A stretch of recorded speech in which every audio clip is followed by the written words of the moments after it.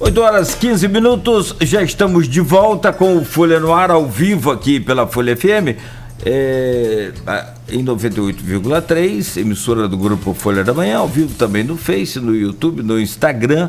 Daqui a pouco esse programa estará editado em podcast e logo mais tem reprise na Plena TV. E você que nos acompanha pelas redes sociais e vai acompanhar também pela Plena, a gente vai ficar devendo hoje, pela conexão aí, a imagem do professor Arthur Sofiati, historiador e professor da UF Campus, está conosco, né? E só conseguimos ouvi-lo e não conseguimos vê-lo. Pedimos desculpas por isso, né? E espero que você entenda, sobretudo agradecemos aí a compreensão. Recebemos também no programa de hoje o professor Alcimar Chagas, economista e professor da UENF. E, Aloysio, é justamente sobre economia que a gente vai falar agora. E, aliás, muita gente já falando do preço do próprio pão, falando da questão do próprio relacionamento internacional do Brasil, a questão de petróleo, a inflação do Brasil, essa estagflação, como é que fica isso tudo, e claro lá o que o professor Alcimar já começou a falar sobre essa questão das retaliações do Ocidente. Por favor, Aloysio. Você citou aí a retirada de vários bancos russos, alguns oligarcas, pessoas do governo, do sistema SWIFT, né, que é um sistema de comunicação internacional entre instituições de crédito, bancos, né, que torna muito difícil a transação comercial das pessoas físicas e jurídicas, né. A Rússia, embora seja uma potência nuclear do mundo e a segunda força armada, ela não a economia mais ou menos do tamanho do Brasil, né, equivalente ao Brasil. A economia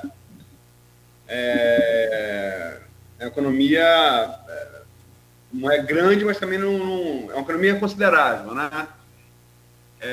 País ascendente economicamente. Agora, a Rússia é grande exportador, como o Brasil, de commodities, trigo, gás, petróleo, gás que aquece a Europa, sobretudo no inverno. A Ucrânia também é uma grande produtora de trigo, né? Fertilizante e girassol, né? Semente de girassol, óleo e tal. Como é que isso pode afetar a economia do mundo? E até onde essas retaliações não podem ser um tiro no próprio pé dos Estados Unidos e da Europa, que, como o Brasil, também vivem inflações causadas pela pandemia. Perfeito. Eu diria que esses países, né, Brasil, Rússia, né, são países que têm a sua participação no mercado internacional focada em commodities, né? Isso já é um problema. Um problema porque estão muito sujeitos, né, a crises constantes quando ocorre qualquer problema internacional, né? E esses preços, aliás, são formados no mercado internacional, né? Então, esses países ficam sujeitos ao humor do mercado internacional. Já é um problema. Daí, por exemplo, hoje, no caso do Brasil, essa grande preocupação em relação a adubos, né?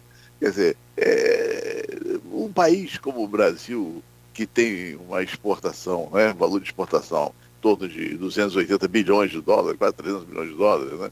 Quer dizer, ficar na dependência de fertilizantes da Rússia é um grande absurdo. Isso é o que chamam na literatura de doença holandesa, né? Quer dizer, esses países, como têm uma receita forte em função das exportações de commodities, né, quando os preços estão elevados, abandonam a sua indústria, abandonam, na verdade, a sua capacidade produtiva, porque tem dinheiro para bancar suas necessidades, né? Então, importa. Isso impacta a inflação interna. É o que hoje, o grande medo hoje, né, da evolução da inflação no mundo, né? Então, quer dizer, o Brasil tinha que hoje ter uma economia mais diversificada, ter uma atividade industrial mais fortalecida para evitar esse problema, né? Assim como a Rússia, por isso que tem pouca representatividade econômica no mundo, diferente da China, né? Que cuidou, na verdade, da sua indústria, né? Então, por outro lado, o Brasil tem, vamos dizer assim, uma relação muito forte com os Estados Unidos, por exemplo, com a Europa também, né? Apesar da grande concentração dessas commodities. Você vê que nós temos cinco produtos, basicamente, né? Que é petróleo, minério, né? Açúcares, né? Que representam quase 60% da exportação total. Quer dizer, quase 60% da exportação total dependente de meia dúzia, 5 produtos, né? E a relação com a China, por exemplo, é importante com os Estados Unidos. Quer dizer, com a Rússia, o problema está exatamente nesses adubos, né? Que agora o governo diz, né, não sei até que ponto isso é verdade, diz que tem alternativas a partir da busca de outros fornecedores, né? Quer dizer, o Canadá já é um fornecedor, né? E outros menores, né? Não sei, se isso for verdade, a gente deve sofrer menos com a safra do ano que vem, porque a safra desse ano nós já compramos, evidentemente, né? O Brasil gastou quase 6 bilhões com essa importação. Mas desde o final do ano nós já temos certa limitação, temos limitação total da importação desse produto da Rússia, né? Até antes da própria guerra, né? Existe um problema aí logístico, né? Porque o porto em que saem esses produtos, eles criaram dificuldade e o Brasil não consegue mais trazer por ali, essa que é a verdade, né? Vai ter que buscar, mas isso não é tão simples assim, assim como também reativar parques industriais, né? Atividades industriais para a produção desses insumos, não é um processo tão rápido, a resposta demora muito, né? Então, isso já vai trazer problemas para esse ano, né? E vai atrapalhar, sem dúvida nenhuma, o nosso setor de agronegócios, né? Então, eu diria que o Brasil tem problema aí. Agora, na relação com a Europa e com os Estados Unidos, continua. Eu não vejo que será tão afetado assim. A preocupação é posteriormente, porque a recuperação, né, dessa guerra, mesmo que ela termine rapidamente, ela demora. E observe que nós passamos por diversos problemas, especialmente o Brasil, desde 2014, não consegue sair. Quando consegue respirar, vem uma onda de novo e joga para baixo, né? Nós já tivemos aí a crise do petróleo, tivemos recessão, tivemos impeachment, tivemos crise de caminhoneiro, tivemos a eleição do Bolsonaro, né? Que realmente acaba dificultando um pouco as coisas, né? Tivemos a própria pandemia e agora uma guerra. Mas você vê que o Brasil é um país forte, realmente, né? Apesar disso tudo, é um país que já estava em recuperação. Você observa que o país recuperou em 2021 os empregos perdidos nesse processo todo, né? O comércio internacional começou a ser reativado novamente. Aí vem uma crise como essa que vai atrapalhar, não tenha dúvida, né? Ô, Arthur? Sim, estou aqui. Estão me ouvindo? Sim, ouvindo. Sobre essa questão, Sim. gostaria que... Certo.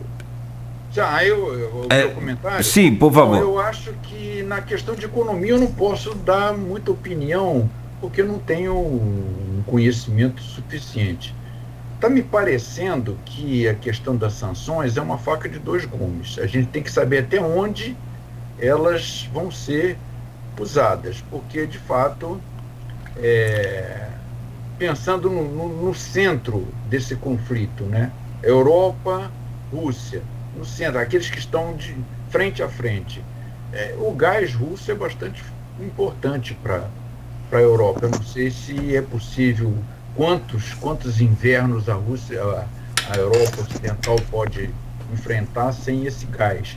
Para buscar alternativas nesse momento, demora, né? Então, para fazer um reajuste da economia mundial a partir da nova realidade, que eu não sei qual vai ser ainda, né?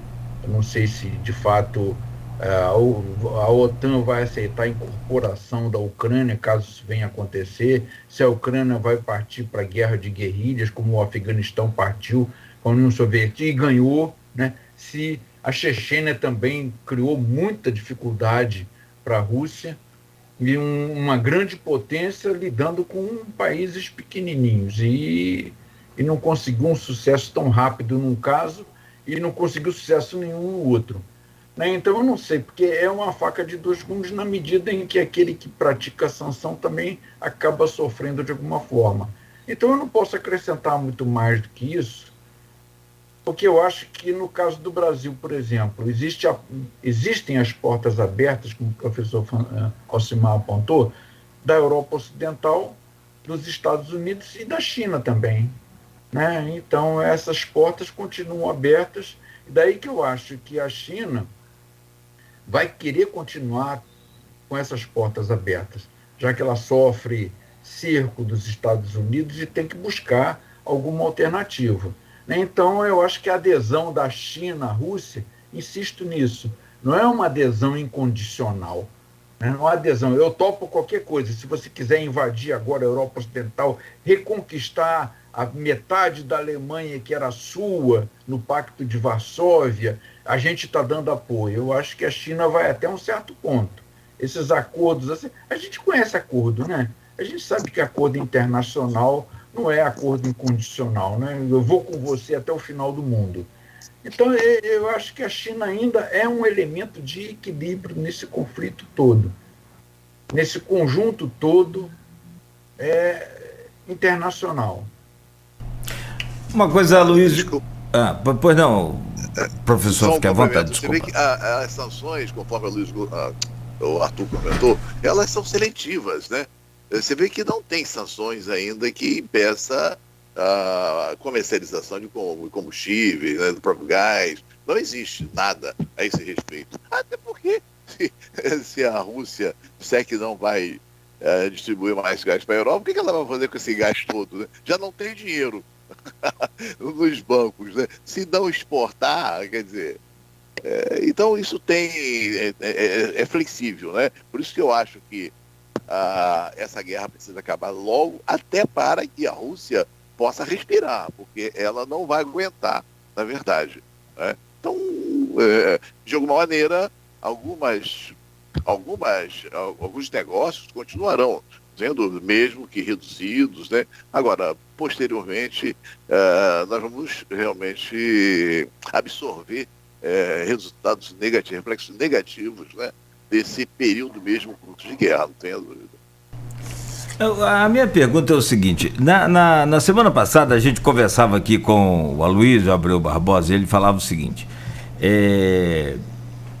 você pode chamar o Putin de canalha, e é um canalha, né? Foi exatamente assim, né, Luiz, que você falou, mas uma coisa, você não pode chamar ele de um estrategista geopolítico burro. Pelo contrário, ele é um canalha, né, mas é um estrategista, é um conhecedor geopolítico, né, e tem feito essa geopolítica dele. O que eu gostaria de entender e ouvir dos professores, né, porque o brasileiro já não se liga muito em história, já não se liga muito em sei lá, ainda mais em período de carnaval, quarta-feira de cinza, quinta-feira aí naquela marcha lenta ainda, sem entender de que planeta você veio, para onde você vai.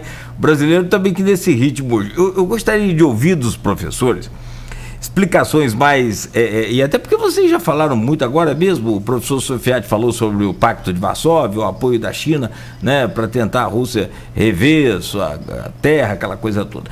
Quais são os benefícios que motivaram, quais são as grandes vantagens que motivaram o Putin a promover essa guerra?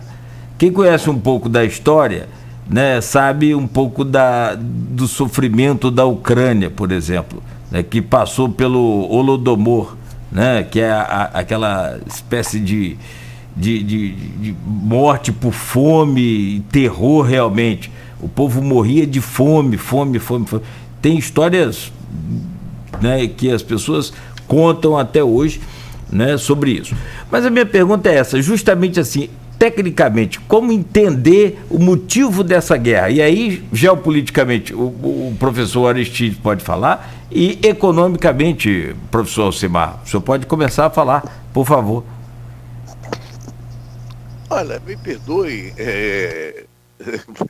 concordar em parte, né, com essa questão do Putin como um grande estrategista.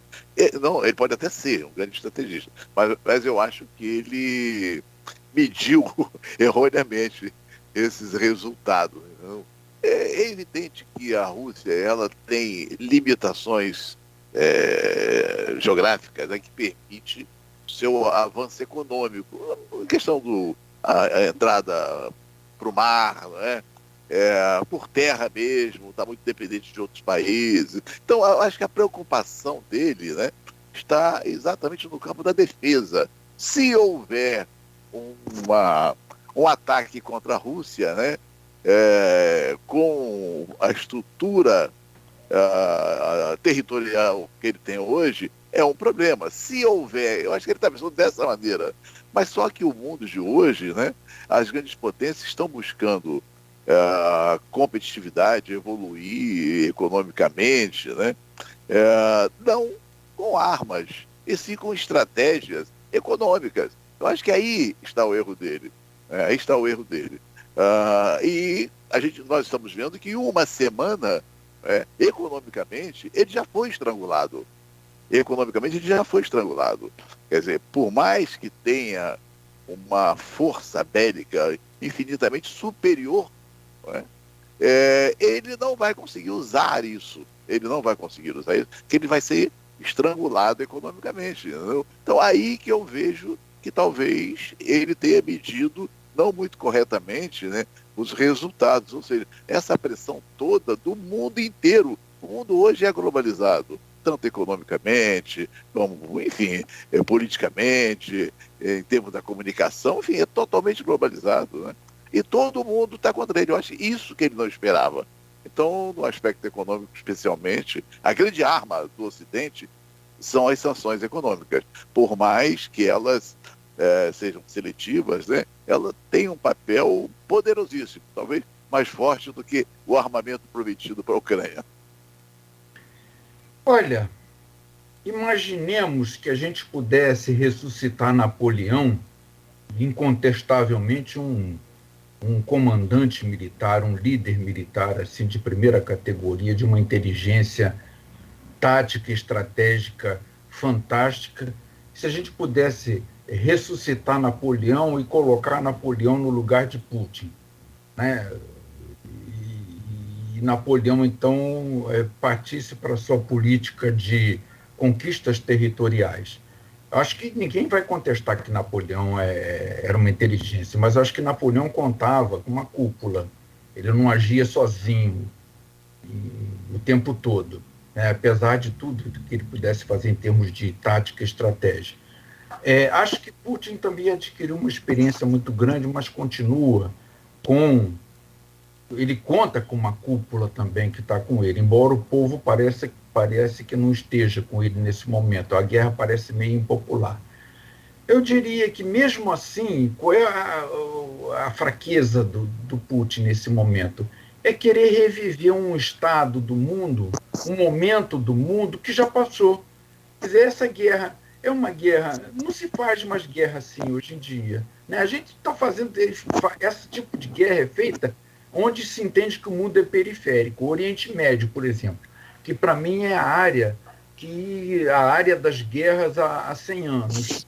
Então, ali a gente consegue justificar um pouco mais a guerra da Síria, a guerra do Iêmen, mas agora, chegando mais para o centro do mundo, na área central, eu não estou justificando guerra nenhuma, guerra para mim em lugar nenhum, né? Mas chegando mais para a Europa, a gente repara que o refugiado da Ucrânia é um refugiado de primeira categoria. O refugiado africano é de segunda categoria, né? A Polônia está acolhendo muito bem os refugiados da Ucrânia. A gente não sabe até quando. Então, o que eu quero dizer é o seguinte, em síntese, essa guerra parece que é uma guerra extemporânea, uma guerra fora de época, um tipo de guerra que não se usa mais. Segundo, o Putin pode ser um bom estrategista, né? Um bom líder militar, mas tem que saber se ele de fato está atualizado. Se ele, ao invadir a Ucrânia, não está pensando numa Rússia que já passou. Né? Porque de 91 para cá, quer dizer, são o quê? 30 anos? De 91 para cá, muita coisa mudou. Não é mais esse tipo de estratégia, de tática que a gente usa hoje em dia, conquista territorial, no mundo em que a gente está vivendo guerra, né, eletrônica, conquista territorial, com destruição de vidas civis, destruição de bens materiais, né, criação de uma área de antipatia muito grande. Aí eu fico pensando no Putin como um grande pensador militar, mas ao mesmo tempo um grande pensador militar como Napoleão, fora de época. Eu só vou lembrar que, assim, eu acho que é inegável que eu vou falar a verdade, nem Putin nem ninguém esperava a resistência que o povo ucraniano está tendo. Não é só Putin que não esperava, ninguém esperava. Não é só Putin que não esperava uma liderança tão firme e corajosa quanto a de um ex-comediante que ascendeu a presidência quanto o Volodymyr Zelensky, que respondeu o convite dos Estados Unidos de salvo-conduto para sair. Ele falou: eu não quero carona, eu quero munição. Isso ninguém esperava. Falar que esperava isso, provavelmente outro comediante. E lembrar também, quer dizer, lógico, a União Soviética acabou, como o Svati lembrou, em dezembro de 91. E uma das principais causas daquela, militarmente falando, daquele grande decadência da Rússia, que foi a que sobrou, foi o herdeiro ali maior da União Soviética, foi a Primeira Guerra da Chechênia. Né, onde uma república separatista islâmica da Rússia, onde a Rússia tomou um pau da Chechênia. E a primeira coisa que Putin fez, quando ele assume ali em 99 para 2000, é ir às forras na Chechênia, e se meteu a Chechênia. E teve ainda 2 atentados terroristas, um no Teatro de Moscou e outro numa escola da Ossétia do Sul, onde morreram várias pessoas, onde ele enfrentou o terrorismo na Chechênia. Bashar al-Assad, se o Fett citou o Oriente Médio, presidente da Síria, só não caiu porque Putin o apoiou. Então a experiência de Putin tem sido testada ao longo dos tempos. Foi nos anos 2000, foi agora na Síria, após a Primavera Árabe, e não sem êxito. Né? Foram 2 êxitos militares. Mas o que ninguém esperava agora essa resistência da Ucrânia, né? E também da liderança do Zelensky. Sim. Vocês acham que, assim, militarmente falando, a gente o Fed falou o Afeganistão, que foi um atoleiro tanto para a União Soviética quanto para os Estados Unidos depois. O Biden vinha muito mal também disso, da saída do Afeganistão. Vocês acham que é possível a Ucrânia se transformar num atoleiro para Putin, para a Rússia? É possível porque, bom, tudo é possível nesse mundo, né? É provável, vou perguntar assim, é provável que isso aconteça? Olha, Putin pode talvez tomar conta da Ucrânia toda, derrubar Zelensky, matar Zelensky, prender Zelensky, colocar um governo títere na Ucrânia, mas é preciso considerar o seguinte, é preciso considerar que a luta pode continuar através de guerrilha. E essa luta através de guerrilha é uma coisa a longo prazo, né? Você abafa num canto, aparece no outro, como aconteceu no Afeganistão. Você abafa aqui, aparece ali. Né? Então, ele deveria contar também com esse tipo de resistência que pode acontecer. Não é da tradição ucraniana fazer isso, né? Mas isso pode acontecer. Então, eu acho que vai, mesmo assim, vencendo Zelensky, tomando conta da Ucrânia, ele vai continuar cercado. E agora foi o áudio também? Será? Vão querer ingressar na OTAN. E será que o Putin vai bancar, fazer mais guerra e invadir outros países? Será que compensa fazer uma coisa dessa? Será que a Rússia não vai sair desgastada? Olha, Napoleão foi brilhante, né, no tipo de guerra. Invadiu a Rússia, perdeu. Né? Foi ali que ele começou a perder, né, com todo o talento militar dele. Né? A gente vai ver, Hitler invadiu a Rússia, foi ali que ele começou a perder. Japão atacou os Estados Unidos, foi ali que começou a perder. Então, a gente tem que contar sempre com isso. Né? Não existem lideranças, não existem impérios eternos. Todos os impérios faliram. Sempre existe um momento em que o gênio militar se depara com algum problema, com alguma dificuldade, começa a perder.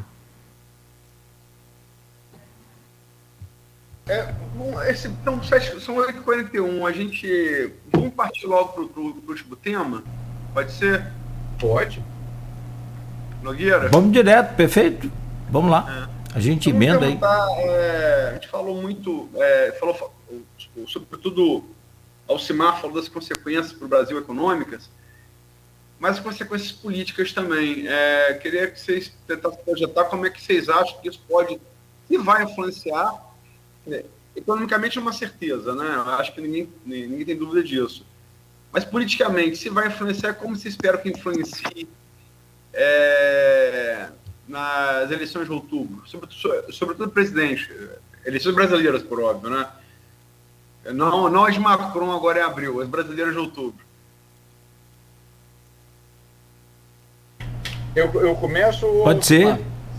Pode ser você. Olha, a mensagem do Brasil é dúbia. O Bolsonaro diz uma coisa, manifesta mais ou menos a simpatia pela Rússia, e eu acho que isso é mais para o grupo dele do que propriamente para o Brasil inteiro. E, por outro lado, o Itamaraty manifesta outra posição na ONU. Então, está mandando duas mensagens, se bem que a que vale mais é de Bolsonaro para os seus seguidores, né? Primeiro aspecto. Segundo aspecto, nós temos muito tempo daqui até lá para saber se isso vai pesar ou não nas eleições. Pode ser que as coisas mudem de tal maneira que isso não seja mais um argumento forte para a eleição. Eu lembraria também que do outro lado, do lado do PT, eu ainda não vi uma manifestação forte, até porque, isso é que eu tenho notado nas redes sociais de algumas pessoas, querem ver em Putin Stalin ou Lenin, quando ele não é mais isso. Querem ver na Federação Russa a União Soviética. Então são pessoas saudosistas que estão manifestando suas opiniões. Terceiro ponto que eu queria observar aqui, a população brasileira não está nem sabendo o que acontece direito, né? Não está se posicionando direito em relação, direito nem errado em relação a essa questão. O que eu tenho notado são assim, posições muito rasteiras, muito superficiais. Eu não sei se isso conta muito para a eleição. Sabe? Não sei se essa questão é importante para a eleição de um presidente quando a gente vive um Brasil que está sofrendo consequências muito grandes no plano econômico, uma população muito desempregada ainda, embora as taxas tenham melhorado, até lá, até outubro, novembro.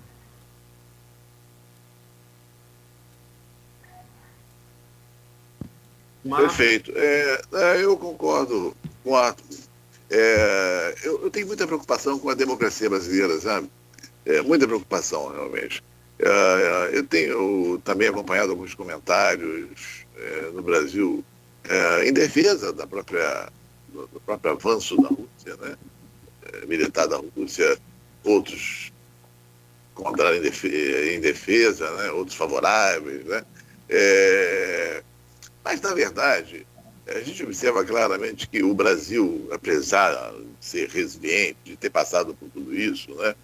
Ainda carece de bons líderes confiáveis, né? Tem hora que eu penso que a política no Brasil, né, é uma política de poder familiar. Eu chego a pensar isso, entendeu? Parece que as pessoas já abriram mão, vamos dizer assim, de sua participação mais efetiva no sentido de auxiliar na mudança, né? Sabe, abandonar a situação. Por que eu estou falando isso? Quando eu falo que o Brasil é resiliente, eu quero dizer o seguinte, porque o grupo do PT, que estava no poder anteriormente, né, quase acabou com esse país, né? Isso aí não é um ponto de vista, né? A gente consegue comprovar isso a partir de diversos números, né? E abriu espaço para a chegada do Bolsonaro, que a gente sabe que era um político que... Um político que desconhecido, conhecido lá, né, para os políticos, mas para o povo brasileiro não era conhecido. Ele chega como uma grande alternativa, né? E age de uma forma, apesar de ter grupos, eu insisto em dizer, que tem pessoas de valor que trabalham com ele, que tentam, de alguma maneira, contribuir para a melhoria do país, mas ele tem o jeito dele que não é muito adequado a um líder político, né? Um líder para comandar uma nação. Conforme o Aristide comentou anteriormente mesmo, quer dizer, os sinais que ele manda são sinais trocados, isso gera um problema muito sério. E aí você fica numa situação em que parte da população acha que o retorno desse grupo, não é? Que quase acabou com o país, talvez seja a solução. Outros acham que a permanência do Bolsonaro deve ser uma alternativa para o país, né? Então eu fico observando esses dois caminhos, né? Esses dois caminhos que estão abertos, né, para o país no futuro, são caminhos bastante, sabe, ruins, muito ruins realmente, né? A nossa sorte, insisto, é que esse país é muito forte, né? Ele consegue sobreviver a esses percalços todos, né? Então a minha expectativa é de que realmente surjam, né, lideranças melhores e que as regiões desse país, né, também deixem de pensar o país em sua totalidade e passe a pensar também mais regionalmente, né? Porque também, sem pensar regionalmente, você não vai conseguir resolver o problema do país como um todo. Você vê que é um país desigual, ainda voltando para a questão do comércio internacional, quer dizer, 4 estados desse país, né? 4 estados desse país concentra 20% das exportações feitas no país, né? E ainda insistem numa política neo-keynesiana. Quer dizer, nós passamos pela própria pandemia e por mais que muitos resgatassem essa visão keynesiana, isso não funciona pela desigualdade das regiões. Então é preciso tratar o país, olhar o país de baixo para cima e não de cima para baixo, como prático, né? Prática. De baixo para cima. E de baixo para cima você precisa reestruturar as regiões, facilitar a chegada de novas lideranças. E as mudanças vêm daí. Quer dizer, ampliar essa estrutura de capital social nos territórios, né? Eu não vejo saída sem esse novo olhar, não de cima para baixo. Então, eu fico muito preocupado, e eu acho que nós precisamos tratar de melhorar a nossa estrutura da democracia, para que a gente possa evoluir definitivamente. Bom, são 8 horas e 49 minutos e claro que esse tema aí é tema para a gente fazer uma série de programas, né? Não é só um programa. Isso aí tem várias participações aqui, inclusive tem o Edmundo também questionando aqui, professor Henrique da Hora, enfim. E por falar em hora, a hora vai embora, né? São 8h50. Você tem alguma questão a mais, Aloysio? A gente pode fechar por aqui por hoje e, claro, evidente... Vou pedir uma síntese, se me permite. A pergunta de mundo é boa. A pergunta do Henrique da Hora é boa também, mas eu acho que o Alcimar já respondeu, né? O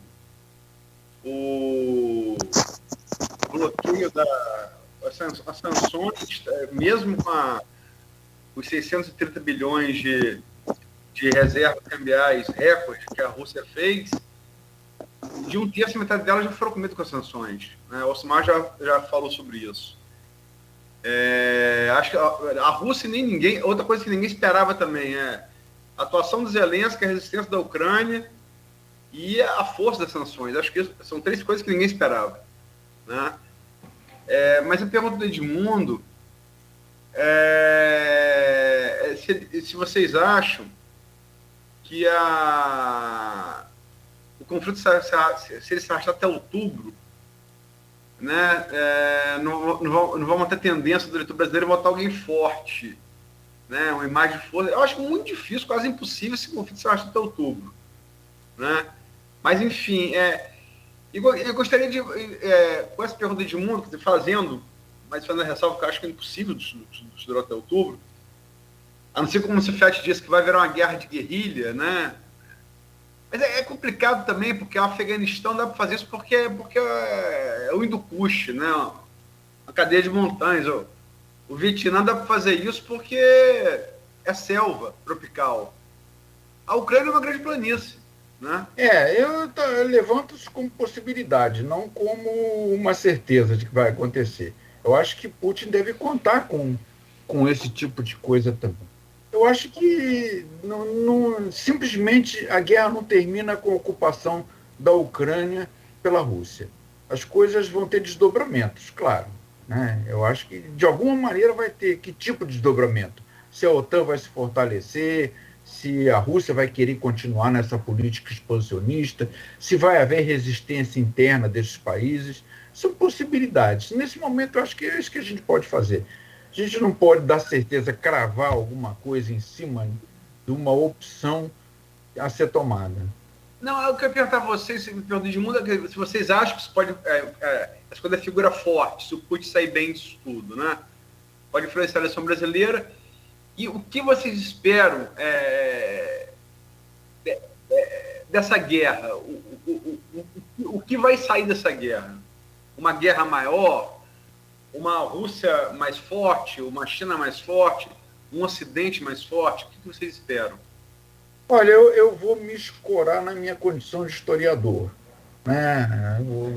Como historiador, eu acho que a gente não deve ficar usando a condicional, né, para o passado. Se, por exemplo, no caso da Semana de Arte Moderna, se não houvesse a semana, haveria, de qualquer maneira, o que aconteceu. Não sei, né? O que pode acontecer no futuro? A gente pode ter assim um leque de opções do que pode acontecer dependendo da correlação de forças do mundo. Então, eu acho que já apontei aí. A Rússia pode desistir da Ucrânia, a Rússia pode ocupar a Ucrânia. Eu acho muito difícil que a Rússia ocupe a Ucrânia de uma maneira assim, de incorporar a Ucrânia como se fosse o território seu. Eu acho que pode assim, manter a república, mas manter o disfarce de um governante que é pró-russo, como já aconteceu antes do Zelensky, né? Pode acontecer, eventualmente, um caso de resistência por guerrilha, de insatisfeitos na periferia, em algum lugar. Não sei a topografia da Rússia, da Ucrânia, para afirmar isso. Não sei como vai acontecer com a OTAN. Eu acho que a OTAN vai se fortalecer de alguma maneira através da adesão de outros países, né? Então são possibilidades que eu vejo adiante do que pode acontecer. Eu acredito que quem fica enfraquecido, né? Quem vai ficar enfraquecido é o Putin. Né? Eu acho que a Rússia deve desistir dessa guerra realmente. E o povo, os russos, vão desistir do Putin. Né? É o que eu vejo, né? Porque realmente não existe, não consegui identificar, nem ninguém conseguiu identificar, acredito, né? Elementos que justificassem uma ação como essa. Então acho que ele é que vai, todos vão desistir dele. Tomara. Tomara que isso aconteça, mas pode ser que não também, né? Eu acho que a guerra é muito antipática, a guerra é muito fora de época. Esse tipo de atitude ficava bem, talvez, durante a Guerra Fria, mas agora fica muito difícil que isso aconteça. E fica muito difícil dizer, a OTAN é uma grande ameaça. Sim, a gente sabe que é uma grande ameaça, mas a OTAN não tem manifestado isso claramente de que é uma grande ameaça. Vamos dizer, não, mas a OTAN bombardeou não sei onde. E por que esse argumento assim, ou essa atitude de sempre apontar, por que a ONU não fez isso naquele momento e está fazendo agora? Essas coisas todas não contribuem. Eu estou trabalhando com a real política. Né? É claro que eu não estou concordando com ela totalmente. Eu acho que a gente está sempre pensando que pode ter um mundo diferente. Mas nesse momento é isso que existe. Né? E a gente tem que lidar com isso, não com o que poderia ter sido ou o que poderá acontecer. Então a realidade é essa. Né? E a gente tem que saber como lidar com isso. Perfeito. São 8h56. Nós queremos agradecer aos senhores pela gentileza de estar conosco aqui hoje. Mesmo, né, com esse problema técnico aqui, pedimos desculpas e agradecemos a compreensão. Eu que peço desculpas, Cláudio. Eu que peço desculpas. Nada. Porque a incompetência é minha. Não, eu compartilho dessa incompetência também. A gente tentou aqui, mas não conseguiu, infelizmente. Né, e a gente vai se aprimorar mais, se aperfeiçoar mais, né, e criar alternativas aí, soluções para que esse tipo de situação não aconteça, Sofete. Isso, para mim, a solução ideal é voltar presencial. Presencial, quando isso for possível. Porque aí parece que a gente só falha se houver algum problema de saúde, de transporte e tudo mais, aí está lá presente, não falha. Pode ter também, essa felizmente acontece, mas sobretudo agradecemos, professor Arthur Sofiati, pela sua generosa colaboração aí, para a gente poder entender um pouco mais, poder se colocar a par realmente do que está acontecendo e de fato, né, trazer essa realidade, que essa questão do mundo globalizado hoje é imediato, é instantâneo. Antigamente você poderia ter uma guerra lá do outro lado do mundo e só chegar aqui com, né, um tempo depois. Hoje é instantâneo, né?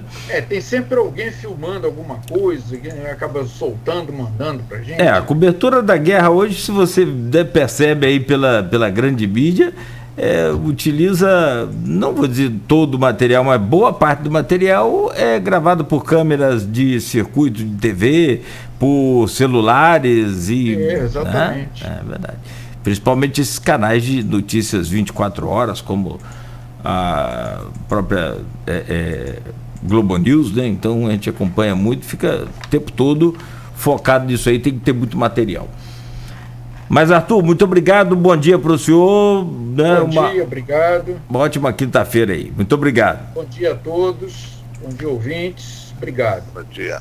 Alcimar Chagas, obrigado, bom dia para o senhor também, né? Obrigado pela colaboração aqui nesta manhã de quinta-feira. Foi um prazer grande, bom dia, Cláudio, Luiz, Arthur, um abraço a todos os participantes, bom dia. Deixa eu trazer o Aloysio aqui para despedir de vocês e a gente continuar aqui para fechar o programa. Aloysio, por favor. Só para lembrar que tem pesquisas de institutos fora que não são controlados pela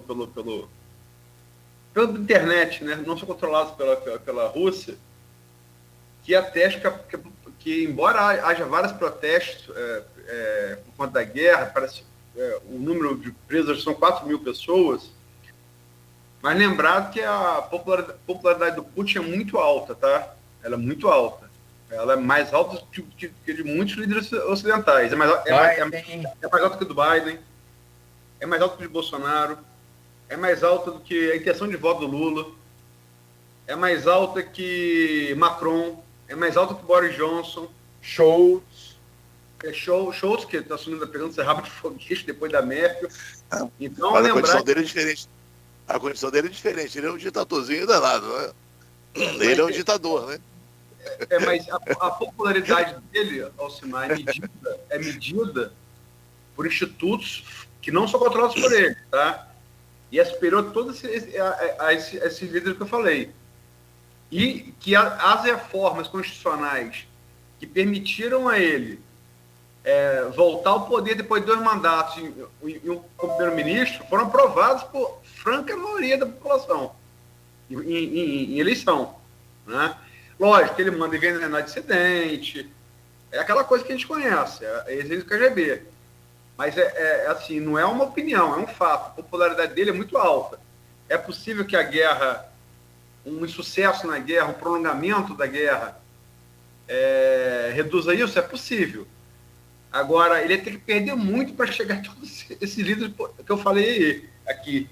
E outra coisa, quando a popularidade dele, ele está no poder desde o final de 99, né, 2000, nesses 22 anos, quando ela começou a oscilar um pouquinho para baixo, sabe o que houve? 2014, invadiu a Crimeia, subiu de novo. Então, não podemos negar também a característica russa de quem viveu na Rússia dos czares do século XV ao início do século XX. A Rússia profunda. Depois, 1722, União Soviética, né, Constituição União Soviética, tem um período com a democracia o mais decadente da sua história, que foram os anos 90, com Boris Yeltsin. Então, está muito claro que o russo gosta da figura forte. E a popularidade dele, veja bem, não faço defesa nenhuma do Putin, não, como Nogueira disse aqui, acho que ele é um canalha, tá? Mas agora, uma coisa é o que eu acho, outra coisa é o fato. Ele é muito popular na Rússia. De fato. Mas é isso, agradecer Não, vamos ver o que vai ser. O fato é que hoje ele e há 22 anos. Né? Ele foi eleito em todos os cargos dele, e as alterações constitucionais foram plebiscitárias, com ampla maioria. A última para ele ficar até 2036, Alcimar, foi 85% dos votos. 85%. Ele tem a aprovação, eu não sei agora com a guerra, mas antes da guerra, de 70% de aprovação. O índice foi como o Lula saiu em 2014, no auge do Lula, né? E vamos ver, mas demais as análises aí na economia de Alcimar, da história de Sofiati, e rezar porque isso acabe logo, porque, né, solidarizar com o povo da Ucrânia aí, que está sofrendo muito com isso, né? Nós todos vamos sofrer, e agradecer demais a presença dos dois aí, ajudar a gente a tentar entender isso. Obrigado. Um abração a todos. Um abraço a vocês aí. São 9h03 em Campos, 9h03. Oi, Aloysio. Fechou. O funk tá aberto, som desligado, né, cara? Ah, tá. Aqui, tá aberto só o da rádio, aqui tá fechado, peço perdão. São 9h04 agora, então, Sofiati, obrigado. Um abraço. Professor Alcimar também, muito obrigado. Uma ótima quinta para vocês aí.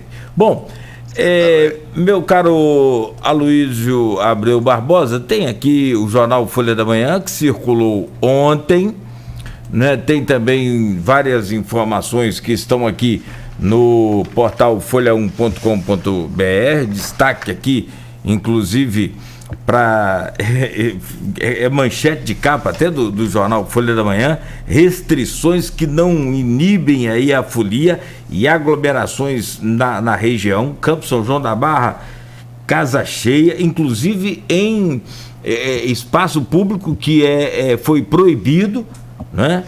Tem também a morte aí do ex-vereador, ex-deputado estadual Altamir Bárbara, a briga entre pais e garotinho, né? As famílias aí, a família Garotinho e o pais, e tem também uma pesquisa que está aqui no portal folha1.com.br que traz diferença entre Lula e Bolsonaro é de 8%, segundo o Poder Data. Gostaria que você comentasse aí, né, pra gente esses números. Ciro Gomes ganhou uma musculatura aí de 3% e o Sérgio Moro perdeu 3%. Como é que você vê esse novo quadro aí dessas pesquisas?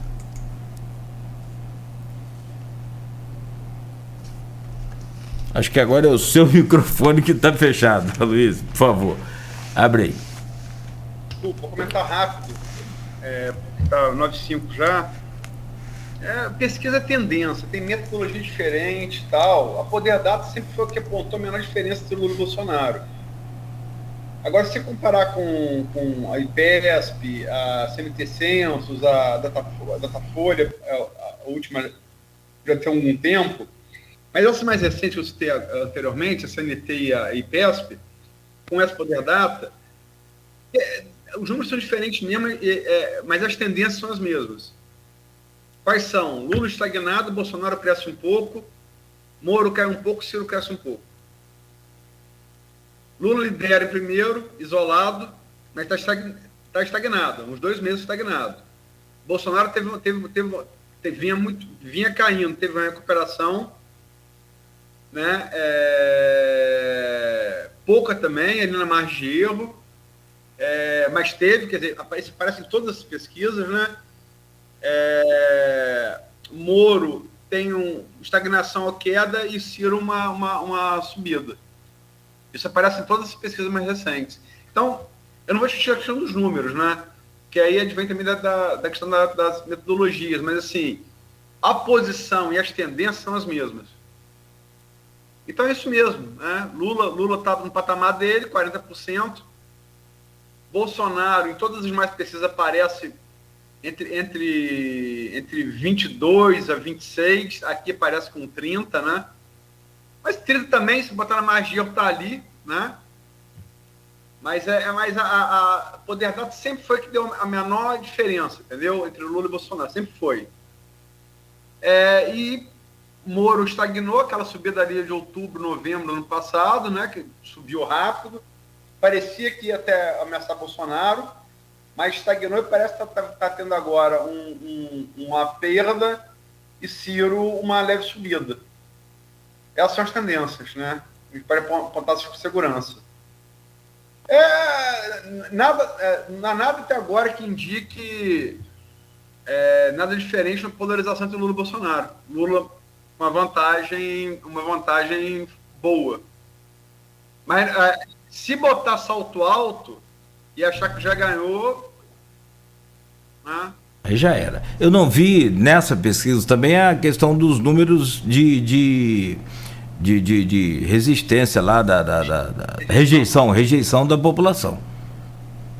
Eu confesso também que não vi, Nogueira. Na verdade, eu já estou meio de férias de jornal, fiquei aqui só para terminar essa semana com você. Pelo bando de problema técnico de hoje, não deu. Vamos dar uma lavada de alma desse carnaval aí. Vamos ver. E amanhã, confirmado, eu não sei você. Tá, tô aqui só aguardando aqui para o teste, já confirmado aí, o governador de São Paulo e pré-candidato também nessa corrida aí, né, de presidente da República, o João Dória, que teve uma entrevista marcada com a gente, teve que desmarcar, gravou um vídeo avisando, né, que estaria conosco, então confirmado para amanhã. Daqui a pouco a gente vai estar fazendo esse teste aí com áudio e imagem perfeito para que a gente possa fazer o programa normalmente amanhã, a partir das 7 horas da manhã, se Deus permitir. Valeu, Aloysio. Um abraço. Bom dia, obrigado a você, você que nos acompanhou também mais uma vez, o nosso obrigado especial hoje por, né, compreender aí a falta da imagem lá do professor Arthur Sofiati. E amanhã às 7 estaremos de volta no oferecimento de Proteus, serviços de saúde e medicina ocupacional com a qualidade certificada ISO 9001-2015. Unimed Campos, cuidar de você. Esse é o plano. Laboratórios Plínio Bacelar e o apoio Unicred Norte Lagos. Quem conhece, valoriza.